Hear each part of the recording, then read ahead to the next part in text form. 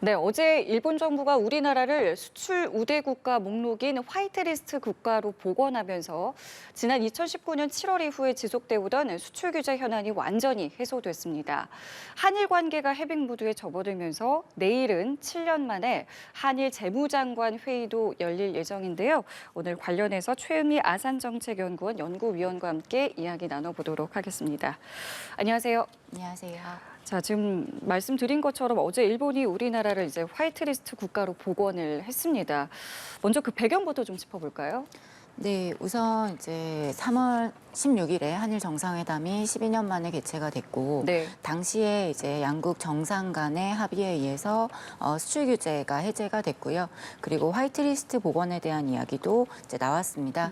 네, 이렇게 이제 논의가 나오게 되고 또 실제로 바뀌게 된 배경에는 역시나 한일 관계 개선이라고 하는 양국 간의 어떤 정상 간의 매우 강한 의지 그리고 실질적인 그 움직임의 일환이라고 볼 수 있을 것 같습니다. 네, 우리 측에서는 계속해서 일본 측에 이제 성인 호응을 요구했잖아요. 이것도 뭐 그 가운데 하나라고 좀 봐도 되겠습니까?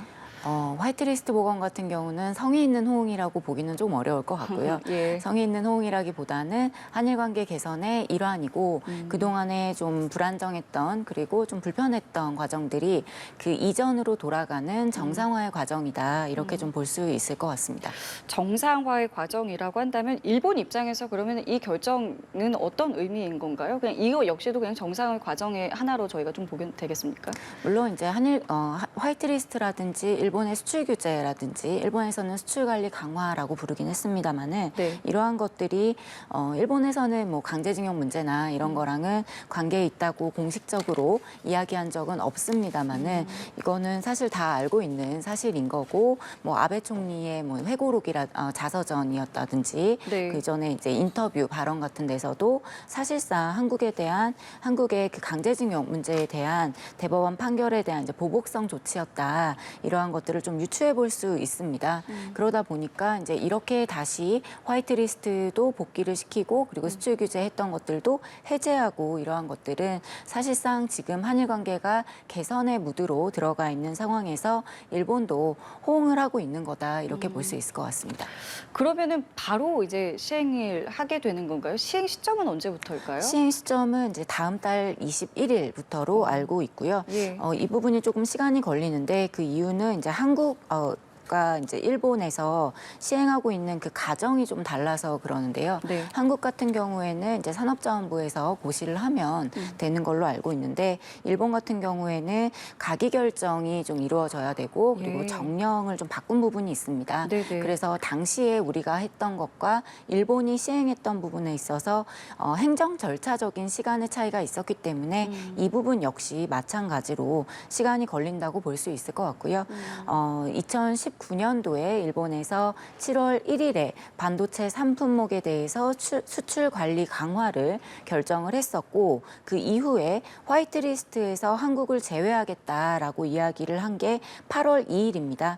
그런데 가기 결정을 거치고 또 시행령을 공포하고 실제로 그 정령이 결정이 되고 시행이 되기까지 20여일 정도의 시간이 있었습니다. 예. 그래서 일본에서 정부에서 결정을 한 게 8월 2일이었다면 실제로 시행한 건 8월 22일이었습니다. 그런 맥락에서 봤을 때는 네네. 다시 이걸 복귀시키는 과정도 그 정도의 시간이 소요가 된다. 이렇게 이해를 하시면 될 것 같습니다. 그러면 이제 시행을 하게 되면 어떤 게 이제 달라지는 건지도 궁금한데요. 네, 사실 화이트리스트에서 한국을 배제했을 때 그리고 네. 일본에서 한국에 대한 수출 규제를 했을 때 그 이후에 한국의 대응을 보면 네. 우리도 이제 수출 다변화 그리고 그러니까 국산화를 많이 좀 시행을 했던 부분이 있어서 그동안에 일본에 대해서 너무 많이 의존해 있던 것을 좀 그 의존도를 줄인 측면이 있죠. 그러다 보니 우리도 대응을 어느 정도 한 부분은 있기는 합니다만 경제계 입장에서 봤을 때는 사실은 이 부분은 뭐 대응을 잘했다 못 못했다의 측면을 떠나서 경제적인 측면에서 봤을 때는 효율이 다소 떨어지는 부분이 있었기 때문에 이제 화이트리스트로 복귀를 함으로 인해서 자유로운 반입, 기존에 우리가 좀 수출입을 하는 데 있어서 네. 과정이 좀 더 복잡하고 길었던 부분이 있었다면 이러한 것들이 좀 줄어드는 과정이 생기면서 효율성에 있어서는 아무래도 조금 더 우리한테 있어서 효율성이 더 높아지는 측면이 있고 네. 그리고 뭐랄까 이제 불확실성 이러한 부분들이 조금 더 감소되는 측면이 있을 것 같습니다. 네. 네. 자, 이런 상황에서 내일은 일본에서 한일 재무장관 회의가 개최된다고 하는데 이게 7년 만이라고 하더라고요. 뭐 어떤 의미가 있다고 보세요? 네, 일단 통화스와프 관련해서도 얘기가 많이 나올 것 같고요. 예, 예. 그리고 재무장관 회의가 이제 7년 만에 개최가 된다라고 하는데 사실 재무장관 회의뿐만이 아니라 한일 간의 고위급 협의가 상당히 많이 여러 분야에서 좀 중단이 된 측면이 있었죠. 네네. 그래서 최근에 좀 뉴스가 많이 나왔었는데 네. 한일 관계 개선의 측면에서 개선의 일환으로서 각 분야에서 장관급 회의가 열리는 것들을 보면 대부분 다 5년만, 6년만, 이제 맞아요. 7년만 예. 어떤 것들은 막 10년 만에 이렇게 나오는 것들도 있고 하더라고요. 이러한 것들은 결국에는 한국과 일본의 양 정상의 고위급 차원에서, 그러니까 가장 높은 차원에서 한일 관계 개선에 대한 의지를 보여줌으로 인해서 이러한 것들이 그보다는 좀 아래 수준 그리고 실무 수준에서 조금 더 그 개선의 어떤 일환에서 양국 간에 실질적으로 추진할 수 있는 협력의 가능성이 더 넓어지는 거고 그리고 이러한 부분들에 대한 논의가 네. 실제로 이루어지는 거다 이렇게 볼 수 있겠습니다. 예, 그 결과에 대해서는 뭐 앞으로 지켜봐야겠습니다만 지금 말씀하신 것처럼 여러 측면에서 과거와는 다른 어떤 이제 모습들을 한일에서 이제 한일 관계 속에서 저희가 발견할 수 있는데 이제 다만 좀 한 가지 걸리는 게 이제 후쿠시마 오염수 방류를 앞두고 있는 거잖아요. 지금 뭐 어느 정도 수준까지 정리가 된 건가요? 이제 방류만 앞두고 있다 이렇게 보면 되겠습니까? 다음 달 4일이죠. 4일에 IAEA에서 최종 예. 보고서를 이제 일본에 제출을 하는 걸로 이야기가 나오고 있고 네. 그리고 일본에서는 실제로 거의 사전 준비라고 해야 되나요? 이런 것들은 보도가 나오는 것들을 보면 거의 다 마친 것 같습니다. 그래서 최근에도 보도가 나왔었는데 이 시검사라고 하나요? 이런 예, 예. 시운용에 시운전이라고 대해서 네, 하죠. 시운전이요. 시운전에 대해서 또 시행을 했고 이러한 것들을 보면 사실 이제 거의 마지막 단계로 온 게 아닌가 이런 생각이 좀 듭니다. 근데 저는 한 가지 좀 의아했던 게 지금 말씀하신 것처럼 시운전을 이미 했고 마무리가 됐잖아요. 근데 IAEA 최종 보고서가 나오기도 전에 시운전을 했다라는 게 약간 선후 관계가 바뀐 게 아닌가라는 생각을 해봤는데 이 부분 좀 어떻게 보셨어요? 네, 개인적으로는 저도 그 부분은 최종 보고서가 나오고 예, 그다음에 예. 하는 게 절차적으로는 조금 더 납득 가능하다라고 네네. 생각을 했었는데 네. 일본에서 이렇게 하고 있는 거는 아무래도 또 보고서는 보고서대로 이제 나오는 걸 왜냐하면 이제 최종 보고서가 나오기 전에 네. 기존에 이제 중간 보고서라고 해야 될까요? 예, 예. 이러한 것들이 몇 차례 제출이 된 적이 있고 네. 그러한 과정에서 어느 정도 최종 보고서에도 자신을 이제 하는 걸까요? 어느 정도 좀 부정보다는 긍정에 대한 좀 무게감이 좀 실린 것 같고요. 네. 그런 차원에서 일본 정부 차원에서 할 수 있는 것들은 하고 있는 게 아닌가라는 생각은 드는데 말씀하신 대로 선후 관계로 봤을 때는 사실은 최종 보고서가 나오고 하는 게 조금 더 납득이 가능하다고 볼 수 있겠죠.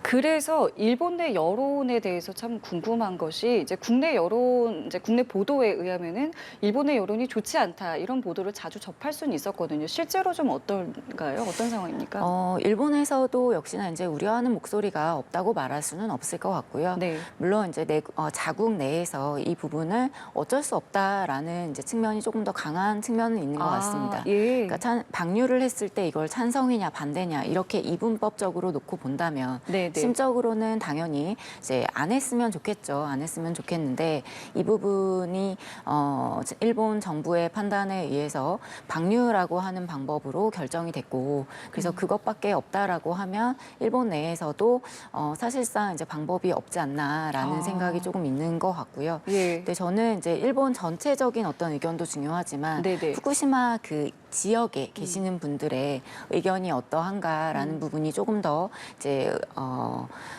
주목이 되는데요. 그분들의 의견을 좀 들어본 이제 최근에 여론조사가 6월 17일 정도에 이제 좀 네네. 조사가 된 것들이 있더라고요. 네네. 17일에서 19일 정도였던 것 같은데요. 네. 가장 최근이어서 좀 살펴봤는데 보면 이제 질문에 대해서는 역시나 이제 우려나 불안감은 있습니다. 하지만 이 후쿠시마 오염수 일본에서는 이제 처리수라고 부르긴 합니다만 이 원전 오염수에 대해서 방류가 되는 것에 대해서 많은 이해를 얻고 있다고 생각하냐라고 물어봤을 때는 그러니까 그런 이해가 도모되고 있다, 이해를 얻고 있다라고 얘기하시는 분들이 한 51% 정도 됐던 것 같아요.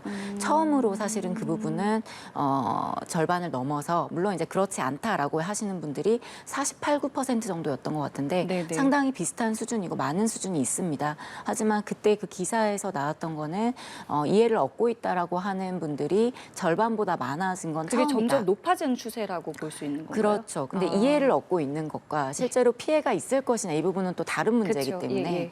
피해가 있을 거라고 생각하느냐라고 하는 거에 대해서는 80% 이상이 그럴 것 같다라고 얘기를 해서 예. 역시나 이제 우려하는 목소리는 일본 내에서도 있다. 그래서 이 부분은 조금 더 많은 이해가 필요하고 사람들의 방류를 해도 된다, 안 해도 된다 이게 아니라 이 부분이 어떻게 이루어지고 있고 얼마나 네네. 투명하고 정확한지 안전한지 네. 이 부분에 대한 이해가 조금 더 필요하다라는 의견이 높은 것 같습니다. 그럼 일본 정부는 지금 일본 내 이런 여론에 대해서는 뭐 어떤 반응을 보이고 있나요? 일본에서는 사실 뭐 계속해서 얘기하고 있는 거는 예. 이제 더 많은 분들에게 이해를 구하도록 노력하겠다라고 하는 입장을 고수를 하고 있는 것 같고요. 네. 그리고 역시나 이제 우리나라에서도 많이 이야기가 되고 있는 부분이긴 합니다만 제가 지난번에도 한번 말씀드린 적이 있었는데 이제 풍평 피해라고 해서 예. 소문에 의한 피해가 이제 발생하지 않도록 이 부분을 어떻게 할 것인가에 대한 노력을 많이 기울이고 있고요. 그래서 그 대책 보고서 이러한 것들도 계속 발간이 되고 있는 걸로 알고 있습니다. 네. 그 과거에 이런 약속이 있었더라고요. 일본 정부랑 도쿄전력이 한 것인데 지역 어민의 이해 없이는 어떠한 처분도 하지 않겠다라는 약속을 2015년에 했다는 것을 제가 봤는데 만약에 뭐 어민들이 정말 동의를 하지 않는다 혹은 뭐 강력하게 반발한다라고 한다면 지금의 이 방류를 하겠다는 이 움직임이 기조가 바뀔 수도 있다고 보세요? 아니면 이것은 뭐 불가능하다고 보시는지요? 실질적으로 이제 방류를 결정하기까지의 어떤 과정이나 이런 예. 것들을 보면 네. 이거는 글쎄요 이제 후쿠시마 어민들 특히나 그 인근 주민들에게 동의를 얻어야 되는 부분도 있는 부분이고 이해가 필요한 부분도 당연히 있는 부분이고 네. 그렇지만 이제 그 방류 결정에 있어서는 후쿠시마만의 문제라기보다는 후쿠시마를 포함한 일본 전역의 문제고 그리고 주변 국가들과의 또 약속도 있는 거고 국제적인 기준도 맞아야 되는 거고 네네. 그런 차원에서 봤을 때는 방류 자체가 취소되기는 조금 지금까지의 흐름으로 봤을 때는 쉽지 않을 것 같은데요. 그런데 이제 말씀하신 것처럼 2015년도에 지역 어민의 이해 없이는 하지 않겠다라고 약속한 부분이 있기 때문에 네네. 그 이해를 얻기 위한 노력은 계속 이제 기울일 것 같고요. 지금의 분위기로 봤을 때는 후쿠시마 어민들의 어떤 그 여론조사를 봤을 때는 네. 이해가 넓어지고 커지고 있는 것 같다라는 부분과 그렇지 않은 것 같다라는 게 거의 이제 비슷하게 나오고 있어서 이러한 노력들이 또 계속 이루어지지 않을까 싶습니다. 정리를 하자면 우려는 있으나 이해를 받고 있다라는 여론은 높아진다는 말씀이신 거잖아요. 그거는 이제 그렇죠? 어디까지나 후쿠시마 어민들 지역에서의. 그 지역 인근 주민들의 여론조사이고 네, 한정된 여론조사 네. 내용은 그러하다. 그렇다면은 지금 이 기시다 총리의 지지율이 좀 하락하고 있는 추세라고 들었는데 그렇다면 이제 이게 어쨌든 뭐 IAEA 최종 보고서가 나오고 나서 이제 기시다 총리의 결단만이 이제 남은 상황인데 본인의 어떤 이런 뭐 지지율이라든가 뭐 정치적인 여러 가지 배경으로 인해서 미룰 수 있는 그런 어떤 가능성에 대해서는 좀 어떻게 보세요? 최근에 기시다 총리가 지지율이 많이 떨어졌죠. 그래서 예. 한 3월에서 5월 정도까지가 계속 이렇게 올라갔었잖아요. 올라가다가 뭐 예. G7도 있었고 네. 하다 보니까 올라갔었는데 최근에 일본 국내적인 어떤 사정들의 것들에 의해서 많이 하락한 걸로 이제 조사가 되고 있는데요.